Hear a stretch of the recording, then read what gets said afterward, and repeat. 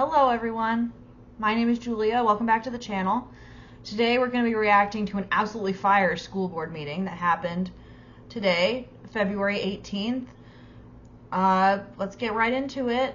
We're going to see some contentious debate about the consent agenda and a very sad public comment from a mom who had her parental rights violated. Yes, I recommend the board approve the amendment to the consultant agreement with Darsha L. Batanga, LLC, and authorize the superintendent and board chair to finalize and sign all necessary documents. Motion by Ms. Branch, second by Ms. Whitfield, and I believe Ms. Savalletto, you pulled that item? I pull 1 through 9. Okay, well, you can just address this one, and then if you can say it carries through I the wanted to rest. address them all together.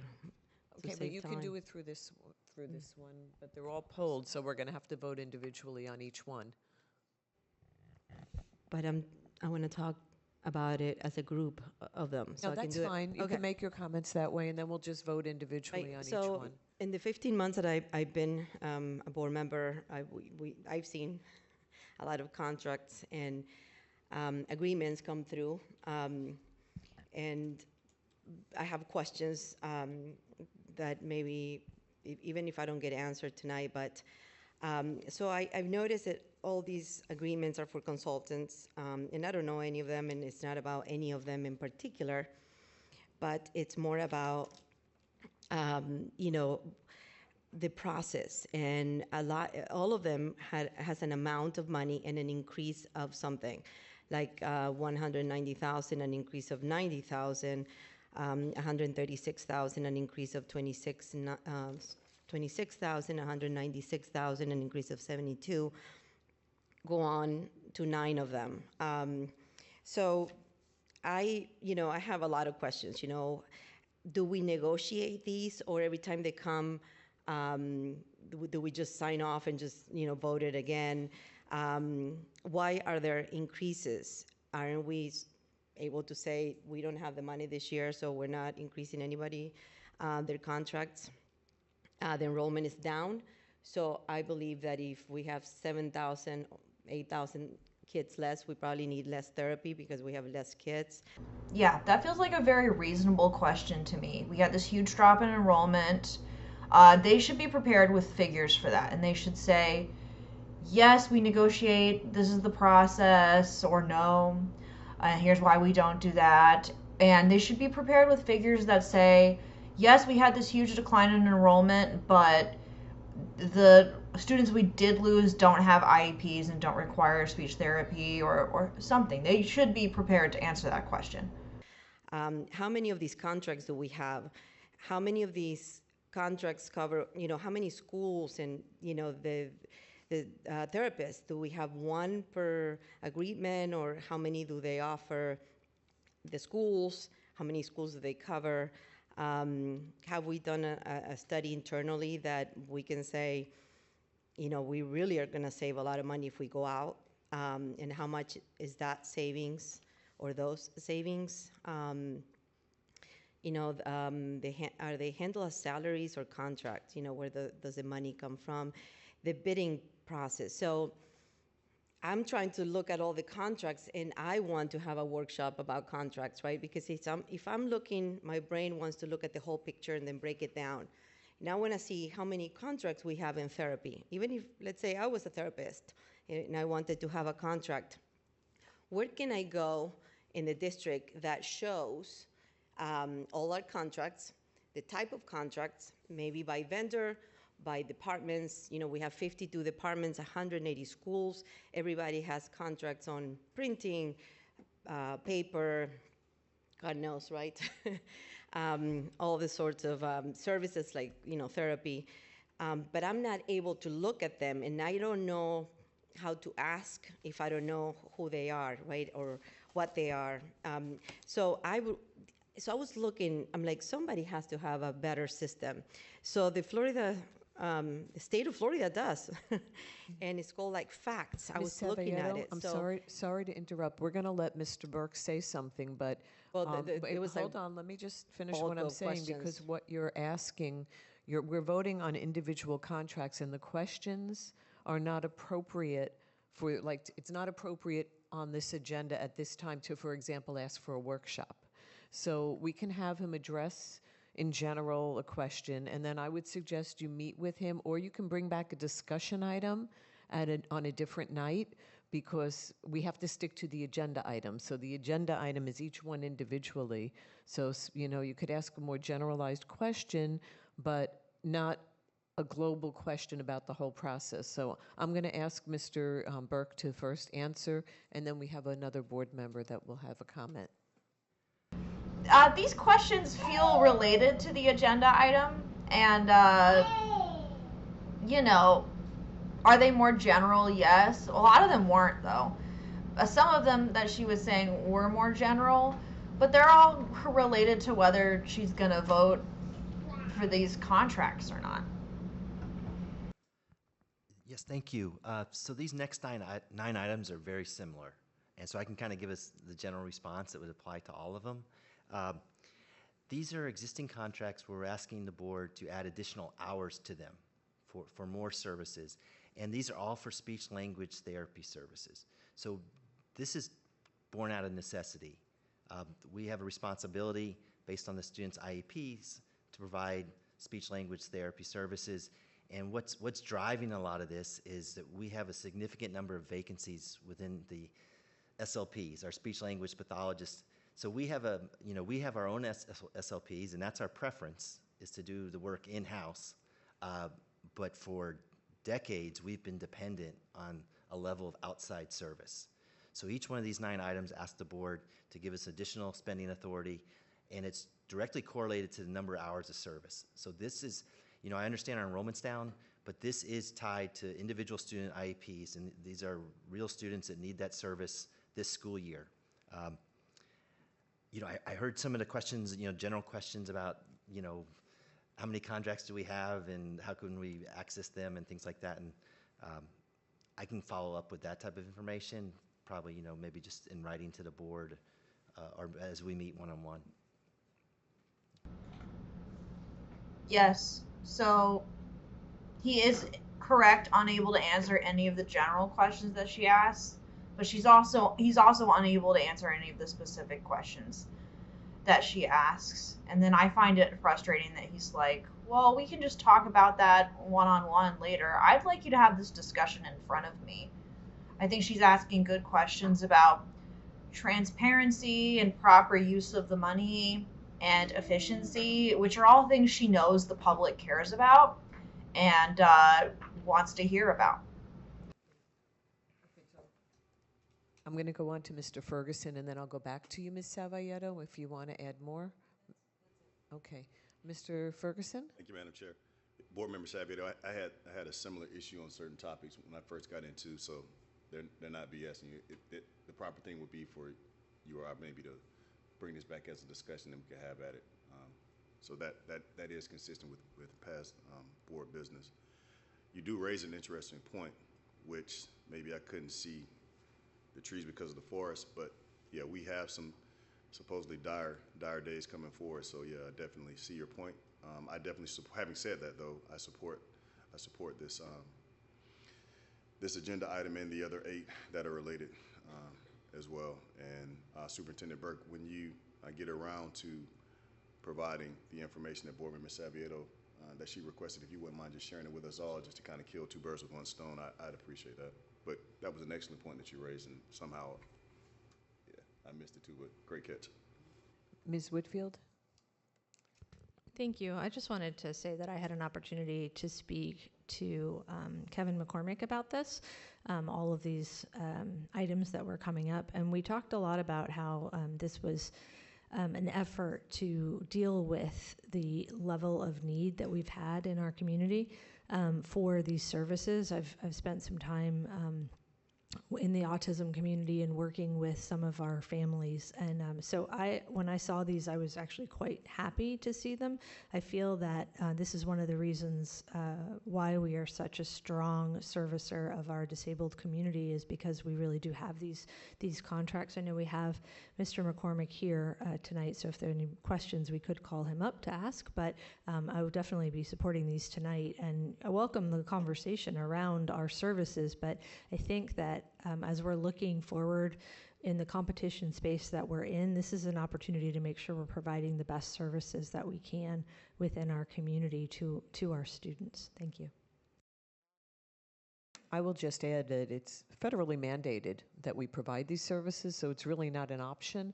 And if we do not have the employees to provide them, we have to have contracted employees. Ms. Andrews? Yeah, and I say ditto to that because it really truly is important. It is federally mandated, but it's just the right thing to do when you're looking at students who need services early on, when you see the pediatric piece, as well as all throughout school, when they need those services. The district is required to do it, but it's the right thing to do, and this is what we've done. Back in the day, Ms. Savieto, I used to hire the speech therapist and for the district, but we had to have the contracted piece because it's a critical shortage area. So this is a wonderful thing that we're doing tonight to make sure that we leave no children behind in their services that's mandated by law, but it's just the right thing to do to take care of them so that they can be successful. Okay, Ms. Savieto. Yeah, I want to make sure and clear that this is not about the services, right? I was just asking, and I'm glad, so glad about the services. I was just asking, but what I need later on is that workshop on contracts, because that's the bottom line, of all the contracts that we have, and we don't have a clear place. I started talking about facts, and then I got interrupted, but, how do we navigate through our thousands of contracts, and then just to look, right? We have all these do services, these do products, these do paper, and who has what. That kind of clarity, that's what I wanted. Okay. And not about, so I'm not talking about the services, it was more about the... Ms. Savieto, you're out of order because you're making this into a discussion item. I'm sorry. So at this point, is there any further discussion? All in favor? All opposed? Motion carries unanimously.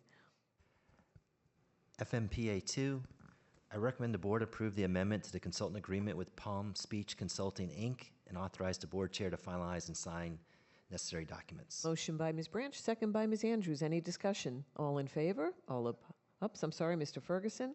Yeah, I support this agenda item, but it's important that anything that's on this agenda that staff be able to explain it and account for it. And I heard a comment made just a second ago as to what a board member should have done or could have done in advance of this.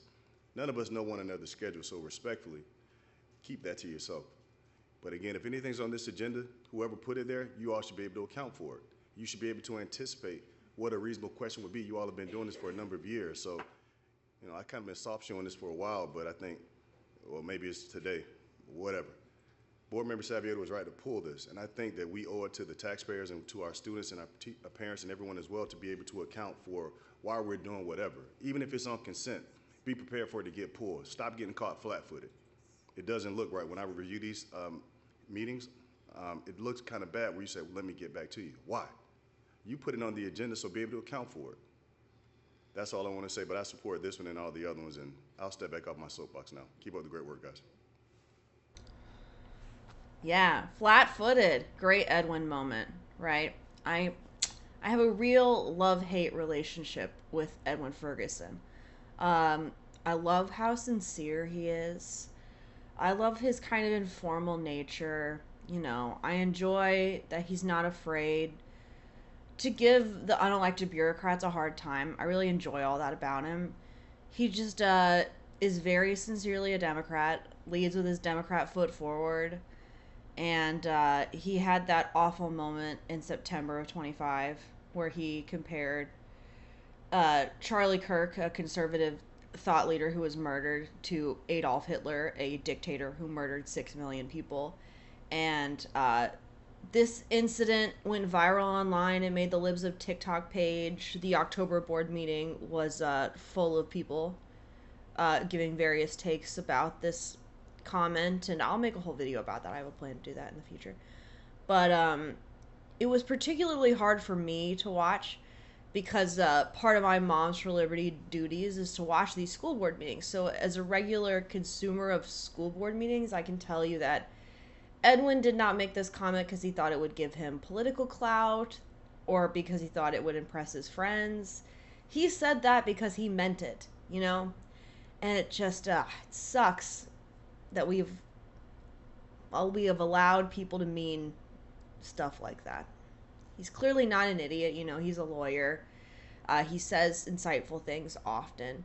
He's just, it's really unfortunate that there's so many people in our community and in the country in general who've become so disconnected from a whole political party that they feel comfortable saying and meaning stuff like that.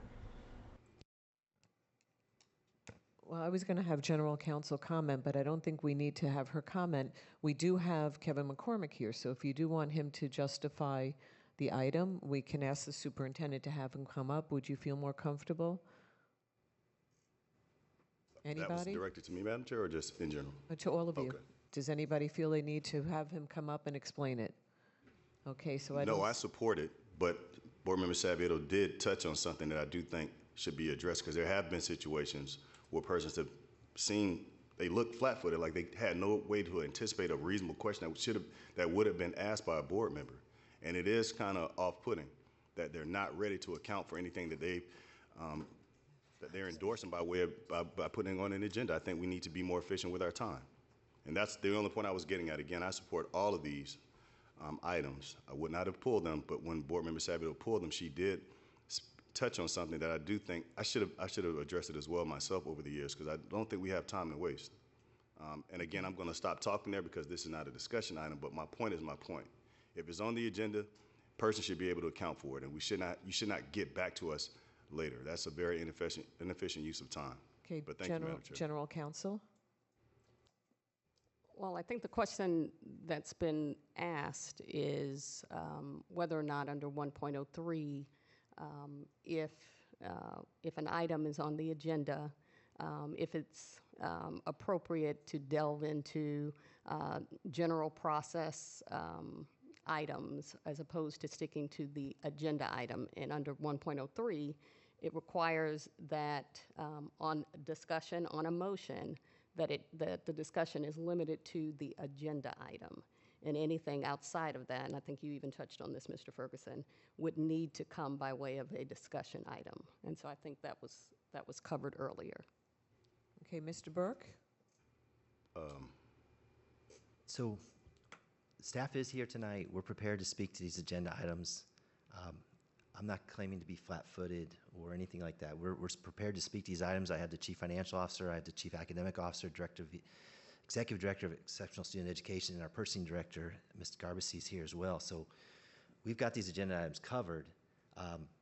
What I heard was a more global question about contracts in general and a potential workshop, and how many contracts do we have in the entire district. I can't answer that question on the fly, but we will speak to any item on this agenda. We prepare for this, we review the agenda, and I just take a little issue with that characterization that we get caught flat-footed. I'm not recalling a lot of those instances. I'm loving it. I love that everyone's really concerned about government efficiency now. This makes me really happy. And, so Edwin makes this great point about, I like how Virginia brought up this thing about government efficiency. Y'all did appear to not be able to answer questions, and this makes you come off as unprepared and inefficient, right? And then almost supporting his point, we get the lawyer to come in and be like, well, according to policy 103, it's like, oh God, you're a big part of the reason that the government is so inefficient is because there's all these ridiculous laws that are like, well, you can't really ask a general question. You can ask a sort of like not general question that's like kind of related. Policy 103 clearly states, oh, Lord, this is why people want vouchers for private schools, because they don't have to worry about this nonsense. And then Mike is here. He's clearly offended by the characterization. But come on, dude. He's like, well, I heard a question about just how many contracts we have in general. That was one of like 8 questions Virginia asked. She asked a ton of questions, and some of them were related to this contract thing. And the idea of like, well, what's our process for negotiating contracts? Oh, I can gather that data and come back to you in a month. Like, come on, man. Get it together. And Edwin is about to double down on this comment in a way that's so awesome. You'll see. Thank We can go back and forth on that. I said what I said. I was not speaking to these 9. I said what I said. Preach, King. Yes. And I said that Board Member Savieto touched on the issue. Yes. Sorry, you're not able to respond. If you want, I can call on you after Ms. Whitfield. Oh, absolutely. Please do. So I'll Thank come you. back to you. Ms. Whitfield? Thank you. So I just wanted to bring up that we have been accused recently of not being transparent and that our community doesn't trust us. So I'm afraid that in this moment, just having a conversation about these items without delving into it and letting our staff have a moment to address the specifics, not the general conversation, but the specifics on these items, I think I want to make sure that those people who are watching this understand that we have staff that have gone through the proper procedures, and we do have Mr. McCormick here, and we had a very robust conversation about these specific items and the reasons for the increases. So I feel that it's almost derelict of us not to give an opportunity to have him come up and speak on this item, or whoever it is that would be the perfect person for this, because I don't want the community to believe that we are not willing to discuss an item when a school board member brings it up. I enjoy Erica a lot. Erica is not seeking re-election for her school board seat. She's trying to run for a county commissioner, which is a bummer. I mean, good for her, right? But we're not going to get to be blessed by her presence in the school board anymore. But yeah, she touches on something really important here, which is, what is the temperature of our community and of the country? Deep distrust in the government, right? How do you remedy that? Maybe instead of one of the good ways to do that is, instead of having conversations behind closed doors about these things that you're voting for, do it in front of us. Like, show us that you're good at your job, And this also demonstrates to the public that you are not just sort of blindly trusting the bureaucrats, that you are, holding them to high standards and applying pressure when necessary, which is one of the things that we elected you to do. Our elected officials are the link between us and the unelected bureaucrats. So I think it's really important to apply pressure sometimes. I'm sure they feel kind of like uncomfortable doing that in a lot of instances, because they work with these people and they're all like friends. And Mike was clearly hurt by the characterization that he's flat-footed, but you gotta not take, it's business, you gotta not take it so personal, man. Everybody's still friends. It's cool. Hey, Mr. Ferguson. Oh, thank you, Madam Chair. So again, I want to make sure, because it sounds like maybe people are not hearing me. I don't know if it's the acoustics or what. I support all 9 of these that were pulled. Tangentially, Board Member Savieto stated something that has given me pause in the past, where we've had other agenda items where staff was not necessarily able to explain their positions, and that's all I was saying. I think the appropriate discussion time for that would be at a workshop, as has long since been stated, and I tried to help kind of move this along by letting Board Member Savieto know that she wasn't kind of being eschewed and that there is procedure in place. But the comments back and forth about challenging me as to whether I find something flat-footed, I mean, if we want to go back through the hours and hours of video, then I can assure you that I can easily point to the points that I'm talking about. Yes. There is a great budget workshop where Heather Frederick is presenting the budget, and Edwin is like really needling into her and asking her a lot of questions, and she's not handling it super well, frankly. She's squirming around, and she's not used to the pressure, right? And I think this is probably one of the moments he's talking about, and he really says, like, you need to be prepared to answer these questions, And Mike kind of comes to her aid, and he's like, she's trying to give you more of just like a general overview. And it's like, I get it. If I was a teacher and I had, there's a lot of drama going on with the teachers right now because they offered them not a very good raise because they don't have money, right? So if I were a teacher and I was watching this, I would feel really represented and happy, like he's really going to bat for me. And yeah, I mean, it's important for them to do that.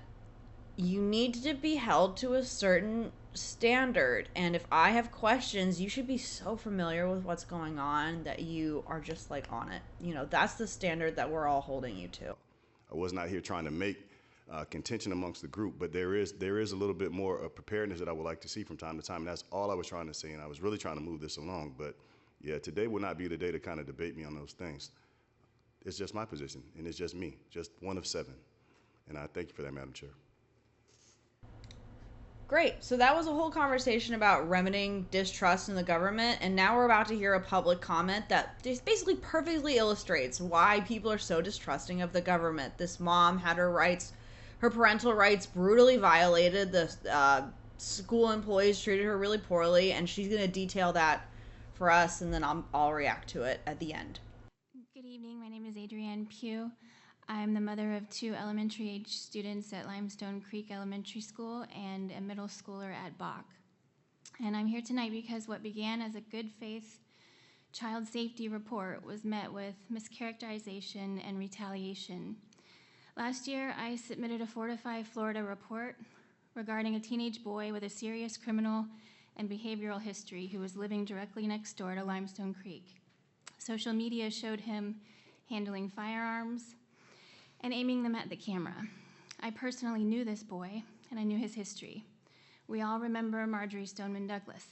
We are told, see something, say something. So I did. The report was not meaningfully investigated. At the same time, my children were experiencing ongoing bullying at Limestone Creek that was also left unresolved. Instead of protective action, statements were later made to DCF by the principal, Maria Lloyd, alleging that I had caused great harm to the school with my notification. Faced with these unresolved safety concerns and unresolved bullying at Limestone Creek, as well as unresolved accommodations for my gifted but ADHD, ADHD, sensory processing disordered children, I filed multiple complaints to the district and the board. Through public records, I later learned that internal emails labeled me as a problem, a Karen, and directed staff to ignore me and let the legal department handle me. The district's North County superintendent ultimately sent me an email suggesting that I homeschool my children, including the district's policy on homeschooling. I felt dismissed and ignored, and like I was in the twilight zone, being told by the school district to homeschool my kids. But then I thought, that's not a bad idea, given the lack of care and attention and concerns for my children. So I did. I made a temporary lawful decision to homeschool my elementary age children for approximately 6 weeks. I filed the required notices of intent, yet the district then pushed back. They wouldn't accept my notices. They started sending truancy notices to me. The entire time I was communicating with the school and saying, I'm homeschooling my kids as you directed. Meanwhile, the individual I warned the school about was sentenced to 10 years in prison for shooting 2 teenagers at a park near Limestone Creek. Thankfully, it wasn't the children in the schoolyard.